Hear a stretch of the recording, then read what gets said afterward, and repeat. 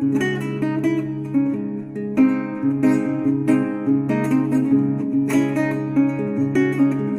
सभी का स्वागत है। आज मैं आपको वर्कशॉप कैलकुलेशन एंड साइंस से कुछ एमसीक्यू क्वेश्चन कराऊंगी जो हमारे प्रीवियस ईयर से रिलेटेड है। आज का पहला क्वेश्चन है, भाप इंजन में उबलते हुए जल का तापमान किस कारण से उच्च होता है। तो ऑप्शन है, बॉयलर के अंदर उच्च दाब होता है, जल में विलीन पदार्थ होते हैं, अग्नि अत्यधिक उच्च तापमान पर होती है, या इनमें से कोई नहीं। तो इसका राइट आंसर हो जाएगा, बॉयलर के अंदर उच्च दाब होता है। बॉयलर जो होता है एक बंद पात्र होता है जिसमें जल या कोई अन्य द्रव गर्म किया जाता है। और एक भाप इंजन क्या होता है हमारा, भाप इंजन का मैं एक डायग्राम दिखाऊंगी। भाप इंजन ये है, भाप इंजन एक ऊष्मीय इंजन होता है जो कार्य करने के लिए जलवाष्प का प्रयोग करते हैं। पहले के युग के शक्ति उत्पादन की दृष्टि से, व्यवहारिक दृष्टि से इनका ज़्यादा यूज होता था, लेकिन आज भी होता है। आज हमारी जितनी वर्ल्ड में जो लाइट है उसका आधा भाग हमारा भाप इंजन से ही, जो भाप से बनाया जाता है उन्हीं से हमारी जो मशीन्स वगैरह हैं जो चलती हैं, जैसे हाइड्रोलिक मशीन वगैरह, उसमें भी द्रव का लिक्विड यूज़ होती है। ऐसी टरबाइंस वगैरह हो गई। आई होप आपको समझ आ गया होगा। शीतकाल में हैंडपंप का पानी गर्म होता है क्योंकि शीतकाल में हमारा शरीर ठंडा होता है, अतः जल गर्म प्रतीत होता है। यह पृथ्वी के भीतर तापमान वायुमंडल के तापमान से अधिक होता है। पंपिंग क्रिया से घर्षण पैदा होता है जिससे जल गर्म हो जाता है। यह भीतर से जल बाहर निकलता है और परिवेश से ऊष्मा का अवशोषण कर लेता है। तो इसका राइट आंसर हो जाएगा, पृथ्वी के भीतर तापमान वायुमंडल के तापमान से अधिक होता है। इसका कारण क्या है?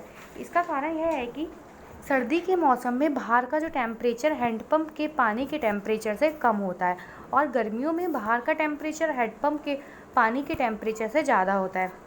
इसी कारण से हैंडपंप का पानी सर्दियों में गर्म और गर्मियों में हमें ठंडा निकलता है। आई होप आपको समझ आ गया होगा। 1 किलो कैलोरी ऊष्मा का मान होता है। 1 किलो कैलोरी, 1 कैलोरी में, पहले हम बताएंगे 1 कैलोरी में कितने। 1 कैलोरी में हमारे होते हैं 4.186 जूल। अब बात की गई है किलो कैलोरी, तो हम क्या करेंगे, 10 की पावर 3 से मल्टीप्लाई कर देंगे, तो ये होगा 1 किलो कैलोरी। तो 1 किलो कैलोरी में होता है, इसका राइट आंसर जाएगा ऑप्शन नंबर 3। 4.2 मल्टीप्लाई, ये अप्रॉक्सीमेटली ये आएगा 4.2 मल्टीप्लाई 10 की पावर 3 जूल में आएगा। कौन सा तापमान सेंटीग्रेड और फ़ारेनहाइट दोनों माप में समान होता है। तो इसमें फॉर्मूला लिख देंगे C/5 सेंटीग्रेड, और पूछा है फ़ारेनहाइट, तो फ़ारेनहाइट को लेंगे F-32/9। तो C और F क्या है, हमारे समान है, तो उन दोनों को ही मैं सिंगल x मान लूँगी। तो अब हमारा बन जाएगा x/5 बराबर x-32/9। अब इसकी क्रॉस मल्टीप्लाई कर लेंगे, ये 9x हो जाएगा, दरा के ये 5x - 160। तो ऐसे करके हम x की वैल्यू निकाल लेंगे, जो कि हमारा राइट आंसर हो जाएगा -40 डिग्री। न्यूनतम संभव ताप होता है जो हमारा पैमाने वगैरह पे मापा जाता है, 0 डिग्री नहीं होता है, 0 डिग्री से भी छोटा होता है, -273 डिग्री, 273 डिग्री जो इसकी स्टैंडर्ड फॉर्म है। मानव शरीर का सामान्य तापक्रम 98 डिग्री फ़ारेनहाइट है, इसके बराबर डिग्री सी, मतलब सेल्सियस में पूछा गया है, तो हम वही फॉर्मूला फिर से लगा देंगे। C/5, F की जगह मैं लिखूँगी 98.4 - 32/9। अब मैं इसकी फिर से क्रॉस मल्टीप्लाई कर दूँगी, तो C की वैल्यू हमारी आ जाएगी 36.89 डिग्री C। ये हमारा फ़ारेनहाइट से डिग्री C में चेंज हो गया। जब बर्फ़ को 0 डिग्री सेंटीग्रेड से 10 डिग्री सेंटीग्रेड तक गर्म किया जाता है तो जल का आयतन क्या होता है। ये मैं पहले डेंसिटी के बारे में बताया था, आज इसको आयतन से बताएंगे हम। उसकी वॉल्यूम एक समान रूप से बढ़ती है या कम होती है, पहले बढ़ता है या उसके बाद बिल्कुल नहीं बढ़ती, या पहले कम होती है उसके बाद बढ़ती है। तो इसका राइट आंसर हो जाएगा पहले वो कम होता है उसके बाद बढ़ती है। इसको मैं आपको ग्राफ से समझाती हूँ। ये देखिए ग्राफ, ये वॉल्यूम का है और ये टेम्परेचर का है। पहले हम 0 डिग्री सेल्सियस से लेकर 4 डिग्री सेल्सियस तक गर्म करने के देखिए आप, ये 0 से 4 डिग्री सेंटीग्रेड तक गर्म कर रहे हैं, ये घट रही है। फिर 4 डिग्री से अब 100 डिग्री सेल्सियस तक ये बढ़ रहा है, पहले कम हुआ फिर बढ़ रहा है। तो अगर हम इससे भी आगे, अगर 100 डिग्री से भी आगे गर्म करते हैं तो ये क्या होता है, ये बाष्प बनकर भाप बन जाता है और भाप बनकर ये उड़ने लगता है। तो इसका राइट आंसर हमारा हो जाएगा पहले कम होती है उसके बाद बढ़ती है। अब बात करते हैं, एक गोल पीपे को खींचकर ले जाने की अपेक्षा रोलिंग सुगम, मतलब उसको रोलिंग करना सुगम होता है, क्योंकि इसका राइट आंसर हो जाएगा सर्पी घर्षण की तुलना में रोलिंग घर्षण कम होता है। तो ऐसा होता क्यों है? जैसे अब हम इसको इमेजिन कीजिए, जो हमारे घर में जो सिलेंडर होते हैं उसको हम अगर खींचते हैं तो ज़्यादा फोर्स लगाते हैं, या उसको हम लिटा के ले जाते हैं तब ज़्यादा फोर्स लगाते हैं। तो आप सब जानते हैं कि उसको हम रोलिंग करके ले जाते हैं तो हमें कम फोर्स लगा कर भी हम उसको आसानी से ज़्यादा दूर तक ले जा सकते हैं। तो ऐसा इसलिए होता है कि स्लाइडिंग फ्रिक्शन की अपेक्षा रोलिंग घर्षण कम होता है। घर्षण क्या होता है? जब दो वस्तु एक दूसरे के संपर्क में रहते हैं तो उनके बीच एक बल लगता है जो जनरेट हो जाता है और वो इनकी गति का विरोध करता है। इस बल को हम घर्षण बल कहते हैं। और घर्षण बल इनकी गति की दिशा के विपरीत लगता है, ये भी आप याद रखिए। किसी पिंड का वेग 2 गुना करने पर उसकी गतिज ऊर्जा कितनी गुना हो जाएगी? गतिज ऊर्जा का सबसे पहले हमें फॉर्मूला याद होना चाहिए। गतिज ऊर्जा हमारी होती है K बराबर 1/2 mv²। ये फॉर्मूला होता है क्या? वेग। m द्रव्यमान होता है और b वेग होता है। तो वेग को उसने क्या है? दुगुना किया है। तो 1/2 ऐसे आ जाएगा m, और v की जगह क्या आ जाएगा? 2v का होल स्क्वायर। जब 2v का होल स्क्वायर खोलते हैं तो क्या हो जाएगा? ये 4v²। तो ये हो जाएगा K = 1/2 m 4v²। तो मैं इसको 4v को आगे ले लूँगी तो ये बन जाएगा 1/2 mv²।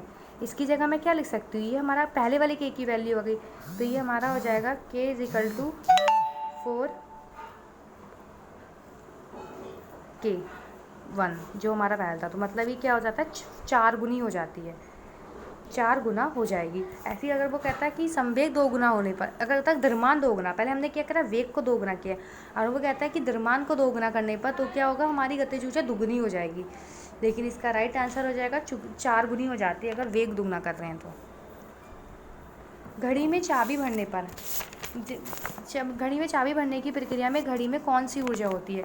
स्थितिज ऊर्जा, दाब ऊर्जा, विद्युतीय ऊर्जा संग्रहित होती है, गतिज ऊर्जा संग्रहित हो जाती है। तो इसका राइट आंसर हो जाएगा स्थितिज ऊर्जा संग्रहित होती है। ऐसा क्यों होता है?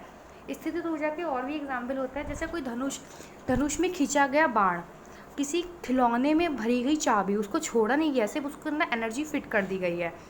और भी इसके एग्जाम्पल हो सकते हैं, जैसे कि तनी हुई गुलेल। और इसका स्थितिज ऊर्जा का हमारा फॉर्मूला होता है Q = mgh। इसका राइट आंसर हो जाएगा स्थितिज ऊर्जा संग्रहित होती है।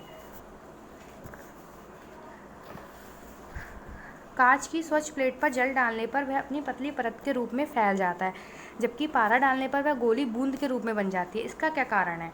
पारा एक धातु है। पारा क्या होता है? आप जानते हैं पारा क्या होता है? पारा होता है मरकरी। जो हम लोग डॉक्टर क्या चाहते हैं, वो हमें थर्मामीटर देता है, जिससे हम अपना बुखार टेम्परेचर नापते हैं, तो उसके अंदर जो क्रिस्टल होते हैं वो पारे के होते हैं, ठीक है, वो उसको बोलते हैं मरकरी। इसका और या ऑप्शन है जल की अपेक्षा पारे का घनत्व अधिक होता है, या कांच के साथ अडेंशन और कोहेंशन, मतलब अडेसिव और कोहेसिव, मतलब आसंजन और सासंजन बल अधिक होते हैं। यह उपरोक्त में से कोई नहीं। तो इसका राइट आंसर हो जाएगा कांच के साथ पारे के अडेंशन की अपेक्षा जल का कोहेंशन बल फोर्सेस अधिक होते हैं। अब ये होता क्या है? आसंजन और सासंजन, ये मैं बताती हूँ।